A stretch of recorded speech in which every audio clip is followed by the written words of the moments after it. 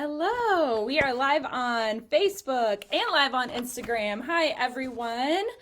This is me, Ashley Nate, for those of you that don't know me. And yesterday, I mentioned that I was going to start going live on Tuesdays for Talk Real Estate Tuesdays with me, Ashley Nate. So I thought, what better way to start than to do just kind of a little brief introduction of who I am before we start diving into some fun real estate topics and things like that. So, like I said, my name is Ashley Nate. Yes, it's pronounced Nate. Don't ask. Kind of a interesting pronunciation that you wouldn't expect, but I am a realtor in Indianola serving the Des Moines metro area.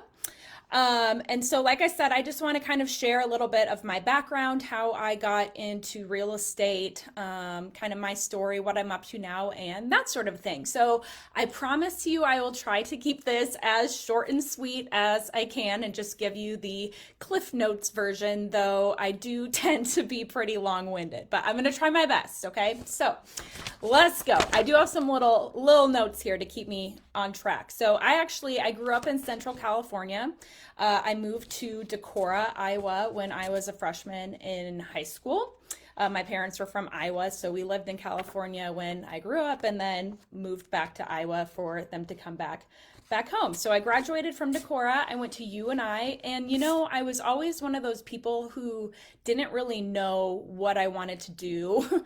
When I went to college, I went in undecided. I always admired those people that just like grew up and came out the womb and knew exactly what they wanted to do. That was never me. I was always just kind of searching and trying to figure myself out. So I was going to do math education, decided I didn't like that. And then I went into finance and later added real estate as a major as well. Now, I did a couple different internships in real estate. However, it was a lot different than what I'm doing right now. It was more corporate and commercial real estate. And the end of my senior year, I kind of got bored with all of that and was just ready to throw in the towel because I just kind of worked in corporate cubicle jobs. It just wasn't for me. So I ended up going back towards education again and went into business teaching and business education. So I actually taught high school business for 8 years.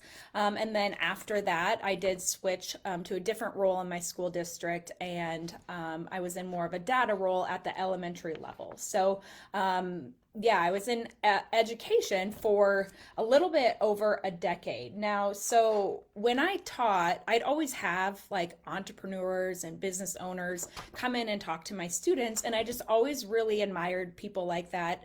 And I always thought it would be so cool to have something of my own and kind of have my own business, my own way to help people. But I just never had any idea of how, like through what means was I going to do that. So I was also really introverted, and some people would kind of giggle and say, oh my gosh, you're not introverted at all. But I am. That's kind of my innate, and I've been kind of busting through for years trying to kind of get over that hump. But funnily enough, my kind of first entry into kind of this switch in my mindset is that I actually did a direct sales wine club for a little bit.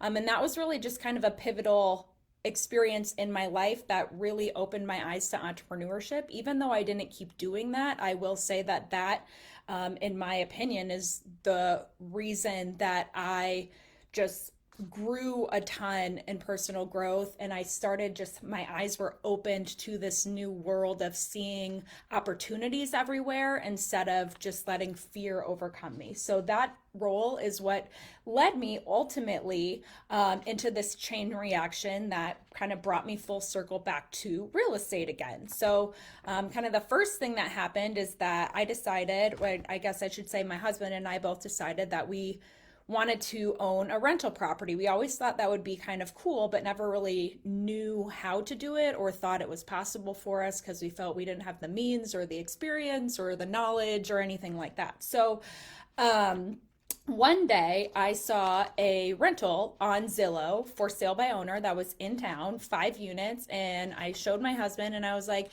this is actually not super expensive and it seems like a really good idea and a good investment for us. And for whatever reason, even though we had no idea how we would do it, we were like, okay, let's go and look at it, just for the heck of it. So we went and looked at it. We liked it. And so then we're like, okay, our wheels are spinning. How can we actually make this happen? Can we? So step two, and this is what I always preach to people, is just start asking questions. Don't instantly rule things out for yourself before you even explore. You might be surprised what's possible for you that you thought wasn't. So we just talked to the bank. We found out about a cash out refinance. We had a decent amount of equity in our house. We had never heard of this before. I'll do a live on that sometime.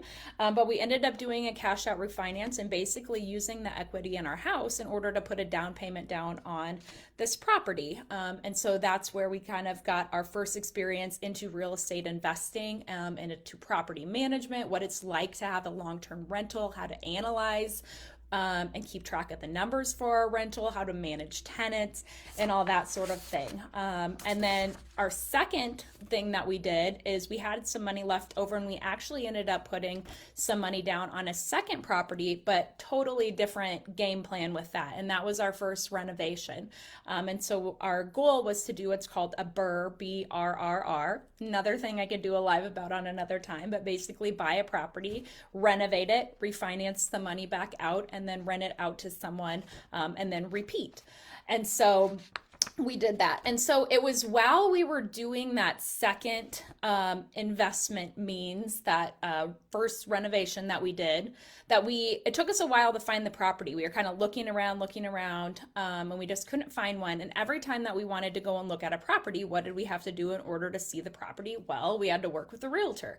And so it kind of got my wheels spinning. You know what? If we're going to make this a thing and we're going to keep doing this, maybe I should just get my license, so then we don't always have to go through another person. Then I can, we can just go and look at properties on our own, and I can represent us in that way. And so that was my initial thought. And then my wheels started turning more and thinking, you know what? Why does it just have to be that? Why just use it as a means for us to find more properties to invest in? I love helping people. I'm really fascinated by real estate. I know a lot about real estate. Why not turn this into more of a thing and actually help others buy and sell in the Des Moines area, whether it's a first home, second home, or getting into first investment properties. So that's kind of how it came to be that I decided to get my real estate license. And so I finished not this past April, but the April before, kind of jumped right in. I put 6 under contract in my first 6 months, even while still working full time at the school. I continued to work full time, got pregnant with our third child. And then after I finished out my contract at the school this past May, I actually left my career in education to go into real estate full time, have our third baby, and I'm just loving this new life of having more flexibility over my schedule, and also just having more ownership in this being kind of my own business, and being able to help people in an area that I am super passionate about, real estate. So in between that, we also did, my husband and I are still investing. So it's another set of experience that I bring to the table through having that investor side. And we've done not only just investing, but a lot of different types of investing. I mentioned we did a long-term rental. We've done renovation. And then most recently, we actually bought a cabin in Georgia that we have on Airbnb. And so I have some knowledge that I'm excited to share with people about that, since I can share how we acquired the property, how we analyzed it, and the different systems that we use to keep it running, in terms of guest communication, cleaning, and all of that sort of a thing. So we're working on that now too, and continuing to invest in real estate in other ways, which I'm sure I will continue to share about. So that's kind of my story. That's what brings me to where we're at today. So like I said, today I am doing real estate full-time, all things real estate. I love helping people. I've brought that up a lot. That's kind of in my nature. I'm an open book. I love sharing. I love chatting real estate. So I continue to hope to help more people in the Des Moines area. As I said, whether that's buying your first home, the former high school business teacher in me is excited to be able to explain that process and just make it feel easy and understandable to people.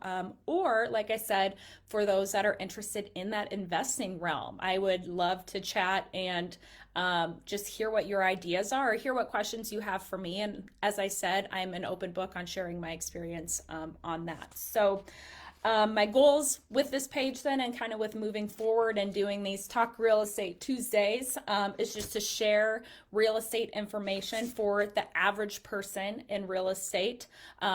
Again, whether that's buying your first home, second home, investing, and also to share my own personal story. It's not something that I keep a secret. I talk a lot about the things that we're up to, not to sound braggy, because we've had a lot of bumps, and we actually just got started, and everything that we've done, we've just kind of done in the past couple years, and we're far from big, huge, crazy investors. And I think that kind of helps people to be able to talk to someone who's kind of more on the front end of that journey, because sometimes it can be kind of overwhelming when you buy the book from the guy that owns 100 apartment units and wherever. You can kind of hear from somebody's experience that's maybe just a few steps ahead of you.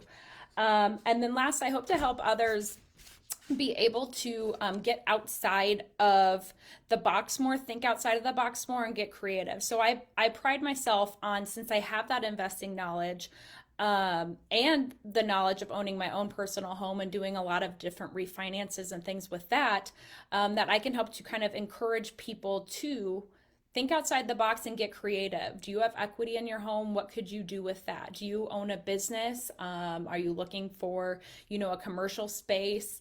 A lot of times there are more things that are possible for you than you might think of, or that you might even be aware of. So don't hesitate to ask the question of, what I'm trying to do is this, or what would be cool is this. Is that even possible? Start asking those questions, and I'm happy to walk through ideas with you and problem solve. That's really what my jam is: real estate, problem solving, helping people, all the things. So I hope that helps give everybody some more background on me. If you made it to the end of this video, I appreciate you. I tried to keep it under 10 minutes. I can see right there I'm at 12 and a half, but you know what? That's pretty close. So I will be back next Tuesday for another fun real estate topic, an actual real estate topic, less about me, more about some things going on in the market.